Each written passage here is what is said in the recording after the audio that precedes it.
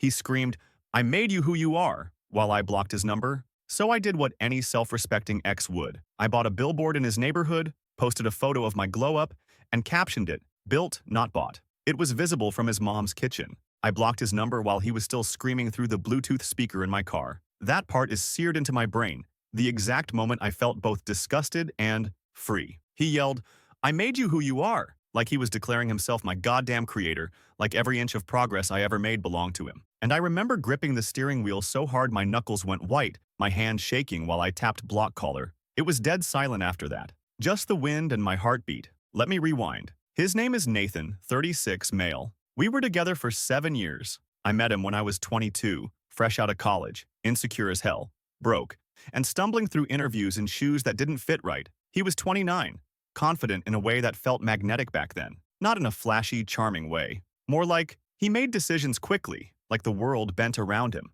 I mistook it for strength. The first few months were intoxicating. He said things like, "You're smart, you just don't know how to package it yet," and "People don't take you seriously because you dress like you're apologizing." And I let him change me. I thought he was refining me, sharpening me. He'd take me shopping and critique everything. "This makes your waist look thick," or "Don't wear beige.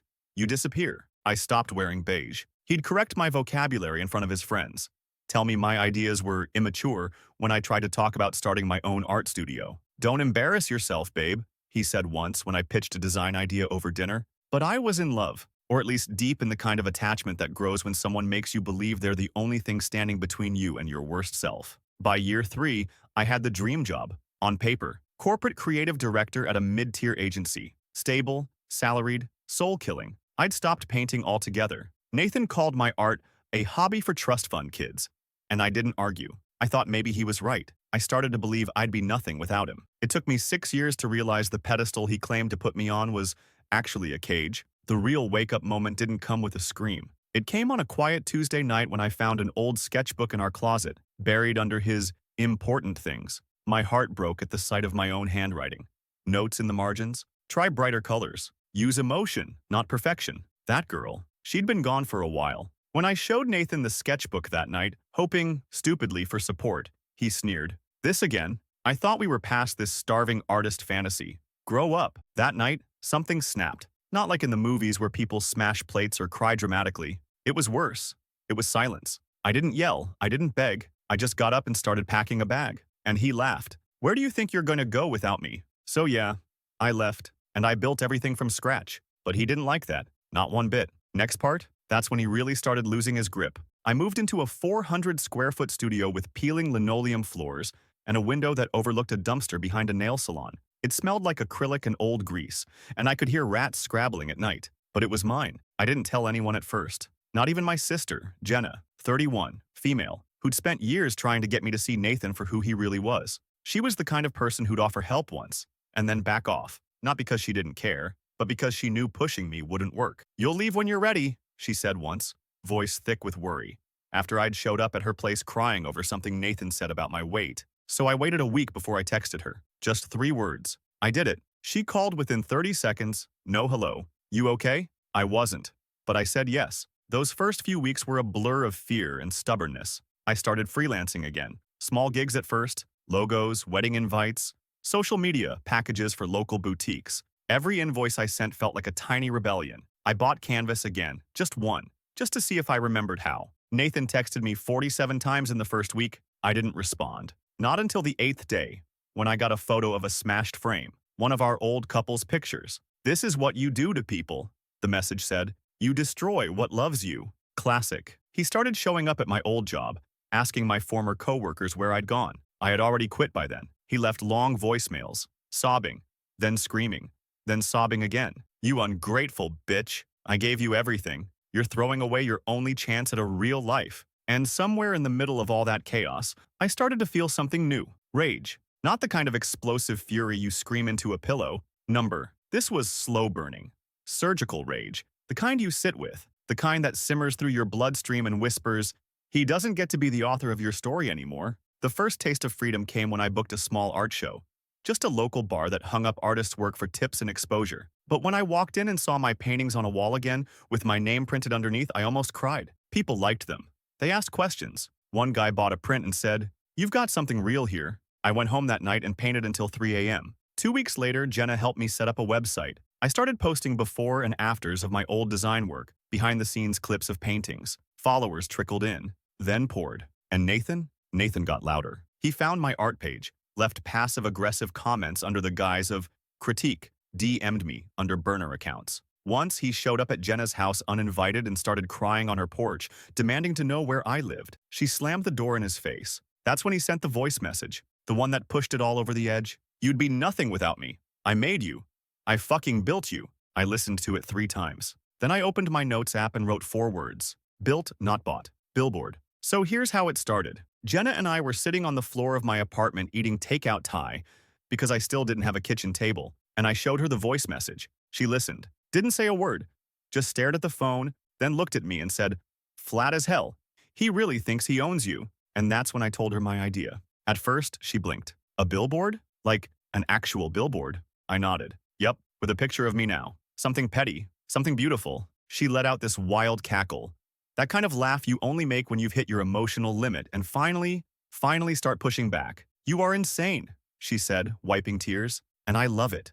Let's make it hurt. I had a decent chunk saved from a couple commissions and a surprisingly viral TikTok I'd posted about leaving a toxic relationship and rebuilding my career. People sent tips. Strangers. One woman messaged me, "You're telling my story. Keep going." I used that money. Every cent. We picked the billboard location strategically. There's a street in Nathan's neighborhood that runs right through his mom's area.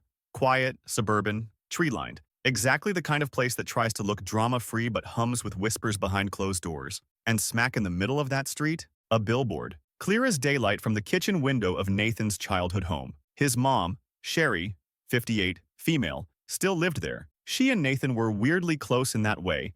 Controlling moms and golden sons often are. She once told me I wasn't ambitious enough to deserve her son. Baked it into a compliment. I remember nodding, biting my tongue. That woman always sipped judgment with her coffee. So, yeah, I chose that billboard. The photo was simple, a side-by-side. On the left, me 2 years ago, tired eyes, beige sweater, forced smile. On the right, a recent shot Jenna took, me in my studio, paint splattered, strong, radiant, smiling like I meant it. No makeup, just light and fire and freedom. And across the bottom, built, not bought. That was it. The billboard went up on a Thursday morning. By Friday night, my phone was blowing up. First, it was Sherry. "How dare you humiliate our family like this?" she texted, like our family was still a thing. Then came the calls from unknown numbers. I ignored them. But when I saw Nathan's name pop up again, block number, new account, same voice, I made a mistake. I answered. The line was quiet for a second. Then, "You're so fucking proud of yourself, huh?" I didn't say a word. "I made you who you are," he screamed, voice cracking. "You're only standing on your feet because I taught you how to walk." I hung up before he finished the sentence. I didn't cry. I laughed. Because there he was, screaming from the bottom of the well he dug himself into. And I wasn't down there with him anymore. I was 30 feet high, lit up on a billboard his mommy could see while microwaving her damn oatmeal. And this was just the beginning. The fallout came faster than I expected. By Saturday morning, the photo of the billboard was everywhere. Reddit, Twitter, TikTok. Someone in the neighborhood must have snapped it during their morning dog walk and posted it with the caption, "Whoever did this, I want to shake your hand." It got over 20,000 likes in 6 hours. People were calling it the glow-up billboard. My DMs filled with strangers sending virtual high fives, asking for the backstory, and tagging their friends with goals. Meanwhile, Nathan was unraveling in real time. I know because he tried to get the billboard taken down. Jenna's friend Marissa, 34, works at the ad company that leased the space. She said he came into the office yelling about defamation, demanding to know who authorized this slander. They laughed him out of the building. "It's not defamation if it's true, sweetheart." Then came the real invasion. Monday morning, I woke up to pounding on my door. Not a knock. Pounding. The kind that rattles the hinges and makes your stomach drop. It was Nathan. I hadn't seen him in person since I left. My heart was thudding so hard I thought it might bruise a rib, but I didn't open the door. Just stood there barefoot in my pajamas. Phone clutched tight, recording. He was shouting, "You think this is funny? You think humiliating me is going to make you somebody? Then you'll regret this. You want war? I'll give you war." I called the cops. By the time they showed up, he was gone. But the officer, bless him, took it seriously. "You've got a paper trail?" he asked. I showed him the texts, the DMs, the voicemails, the video. He nodded slowly. "Let's get you a protective order." Nathan had crossed the line from emotionally abusive ex to full-blown unstable stalker. Jenna came over that night and slept on my couch. Neither of us said much. She just made tea, put on some trashy TV, and sat with me until I stopped shaking. By midweek, my story was everywhere. I hadn't even posted it myself. But the image of that billboard touched a nerve. People started tagging it as a symbol of reclaiming yourself, of healing, of revenge without violence. One woman messaged me, "I left a narcissist last year. You have no idea how much this meant to me." I did. Because that billboard wasn't just for Nathan. It was for every time he'd told me I wasn't enough, every outfit he mocked, every dream he belittled, every time I bit my tongue and shrank myself to fit into his fragile ego. But then came the email. Subject line, "I'm sorry." It was from Sherry, the same woman who once said my art was cute, but probably not sustainable, who told Nathan within earshot that he needed someone with a little more polish. She wrote, "I didn't realize how bad things were. I want you to know. I see you now. And I'm sorry I didn't before." I stared at it for a long time. I didn't respond. But that night, I took a walk, right past her house. I looked up at the billboard, at my own damn face, glowing above the trees, a quiet middle finger wrapped in sunlight. And for the first time in a long, long time, I felt whole. Update 1. First of all, I did not expect that level of response. Holy hell. I posted my story, went to bed, and woke up to 800 DMs, 200 tagged TikToks, and one guy offering to marry me immediately for the symbolism. Sir, please. I'm still emotionally recovering from Nathan's crusty energy. But seriously, thank you. For every hell yes, queen, built not bought is my new religion. And even the one guy who said I should have put up 3 billboards like the movie, y'all gave me life this week. And you gave me ideas. So here's what's happened since I told you about the billboard and Nathan losing his mind on my doorstep. He's gotten worse. Not subtle worse. Like full-on deranged. I think he might be sleeping in his car outside my building worse. The day after I filed for the protective order, I found flowers shoved under my apartment door. A note scribbled in Sharpie. "You made your point. Now let me explain." Bro, what is there to explain? You screamed, "I made you," like a villain in a Disney sequel, and then tried to break into my healing era. So I changed the locks. Again, and here's where it gets surreal. Apparently his mom, yes, Sherry, has become a fan. After that email, she actually called my sister. She said, "I didn't raise him to be this hateful," which is funny considering she once told me that therapy was for people who didn't have real jobs. But wait, there's more. Yesterday, a girl named Elise DM'd me. She said, "I think we dated the same guy." I almost choked on my tea. Turns out Elise, 32, used to date Nathan 6 years before me, and he pulled the exact same act with her. The, "I'm your mentor, I'll help you grow, you owe me everything" routine. He used her credit to buy a second car and then ghosted her when she tried to take night classes. Told her, "You're smart enough already. Don't embarrass yourself." She said she never recovered from that until she saw my billboard. She cried, y'all. She cried, and she thanked me. Said it cracked something open in her. So here's the twist. Elise is a graphic designer, a damn good one, and together we're cooking up something delicious. Because one billboard was just the trailer. The feature presentation is coming. Let's just say, if Nathan wanted credit for who he built, he's about to get exactly that. With full citations, annotated receipts, and his quotes in his words. On merchandise. Stay tuned. Revenge has layers. You ever see a man implode in real time? I have now. It started the day the second billboard went up. One neighborhood over near the freeway on-ramp Nathan takes to work every morning. Elise designed it. Jenna helped scout the location. And I stood there on the sidewalk with a coffee in hand at 6:47 a.m. when his beat-up black Honda rolled past, hit the red light, and stopped dead in front of it. This one wasn't subtle. Black background, white bold text, centered. "I made you. Nathan, age 36. Underneath, smaller font. "No, babe. You tried to break me." Still standing. Bottom right, my website and Elise's design studio. I watched him slam the steering wheel. Then the horn. Then his hand shot out the window with his middle finger, and he peeled off like a cartoon villain trying to escape his own narrative. But it was too late. The billboard went viral again. People started quoting it like it was a breakup Bible. Someone even tagged it, "Billboardgate." I couldn't stop laughing. It wasn't even about humiliation anymore. It was about truth, about calling out the kind of men who think support means control and love means ownership. Nathan didn't take it well. He started spiraling in all the worst ways, posted cryptic Instagram stories like "bitches bite the hand that feeds them," and "funny how people forget who was there when they were nothing." Bro, you weren't there. You were in the way. Then came the meltdown. He showed up at Sherry's house, furious. She texted Jenna later that night. "He's unwell. You may want to keep your sister away for a while. Unwell was putting it lightly. He smashed a garden gnome, threw his phone into the lawn, apparently screamed at his mom for choosing strangers over her own blood. Sherry, God bless her evolving soul, responded by telling him to leave and not come back until he stopped acting like a man-child on fire. Nathan then made the truly inspired decision to call my last job and try to warn them about me. They emailed me, forwarded the voicemail. Subject line, "This aged poorly." His voice was all edge. "Just letting you know the girl you're working with is emotionally unstable and maybe trying to ruin my reputation. She's harassing me with public displays. It's unprofessional." They responded by offering me a paid collaboration with their marketing team. Poetic. But what really broke him wasn't me. It was Elise. She dropped her own post that week, a detailed, heartbreaking story of the financial abuse, the emotional gaslighting, the slow erosion of self-worth she'd endured when she dated Nathan. It was raw, honest. Every sentence carried the weight of healing. She never even used his name. But people knew. People always know. The comments flooded in. Former co-workers, old friends, even an ex-roommate. All of them connecting dots. All of them saying the same thing. "We thought it was just us." And Nathan? He went nuclear. Showed up at Elise's office building. Pounded on the locked door, shouting, "You bitches want war? I'll give you war." Police were called. Again. This time, there were witnesses. This time, there were charges. And for the first time in my life, I felt safe while someone else fell apart. Not because I wanted to watch him burn, but because I was done carrying the guilt of not lighting the match. Like your body finally catches up to your heart and goes, "We survived. We're good now. Breathe." That was me.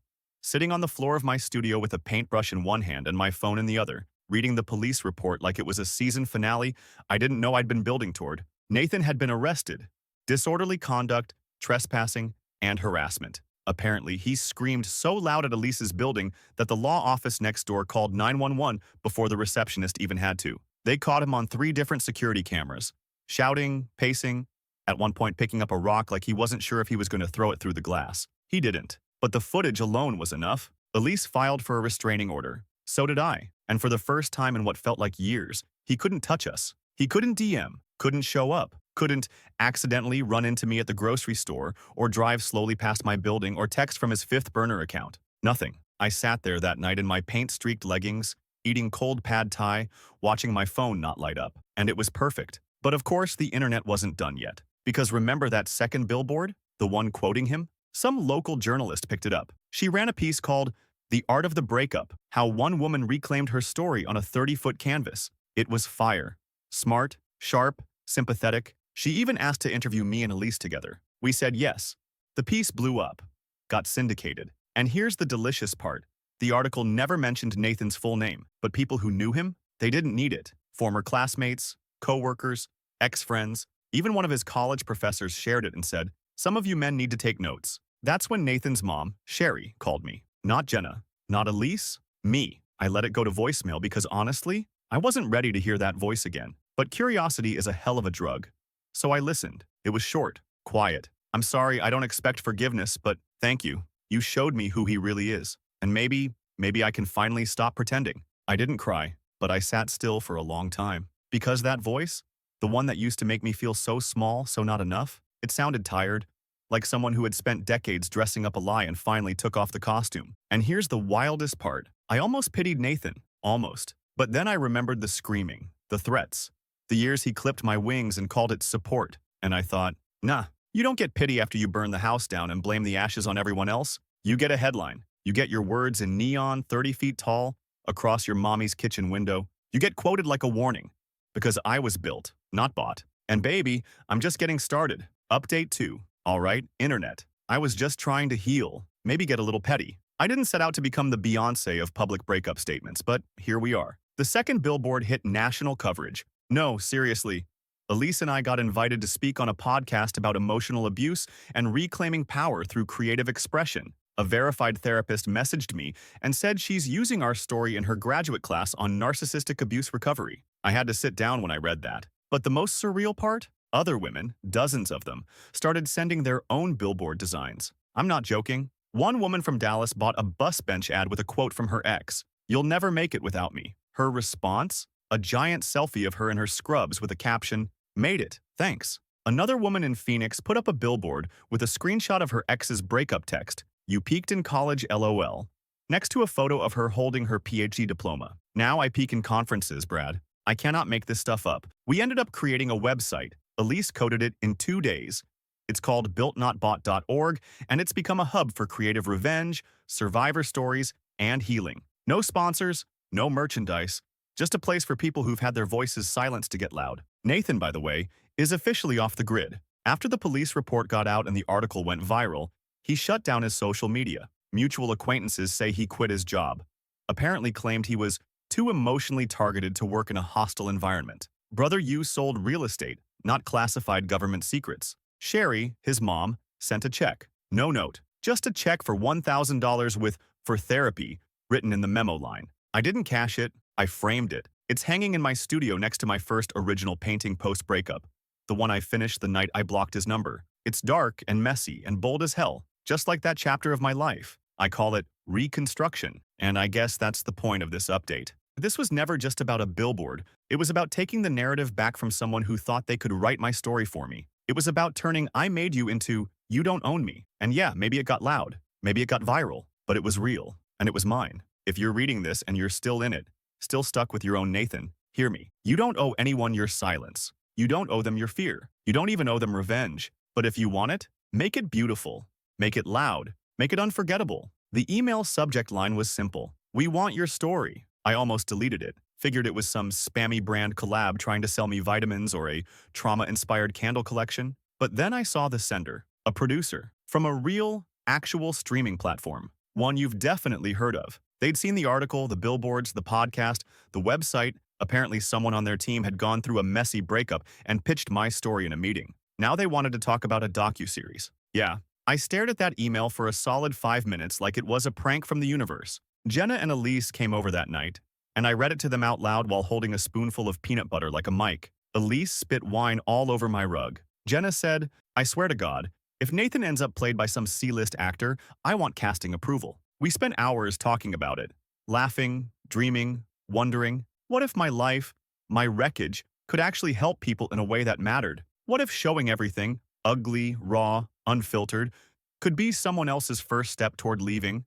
But beneath all the excitement, I felt something else. Terror. Because telling this story to strangers on Reddit is one thing. Telling it on a screen, letting millions hear my voice crack when I described the night I left, or the moment Nathan screamed through the phone like he owned me, that's something else entirely. I didn't sleep that night. Instead, I dug through my old emails, and I found his first message to me from 8 years ago. Subject line, "I see potential in you." God, that stung. Not because it was kind, because it was strategic. He saw a canvas, a lump of clay, a girl with a soft spine and big dreams who could be reshaped into something more convenient. I wasn't a person to him, I was a project. And the thing about projects, when they start building themselves, the architect panics. So yeah, maybe I'm scared. Maybe I'm still healing. But I hit reply. Told the producer I'd love to talk. Because if there's one thing I've learned through this whole chaotic, painful, absurdly public journey, it's this. Telling your story is power. And the people who tried to silence you, they don't get to narrate your life anymore.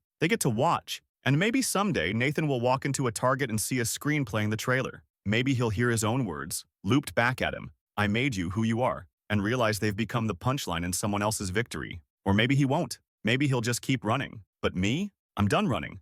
I'm building. The day the first check cleared for the docu-series, I bought myself a gold necklace. Simple.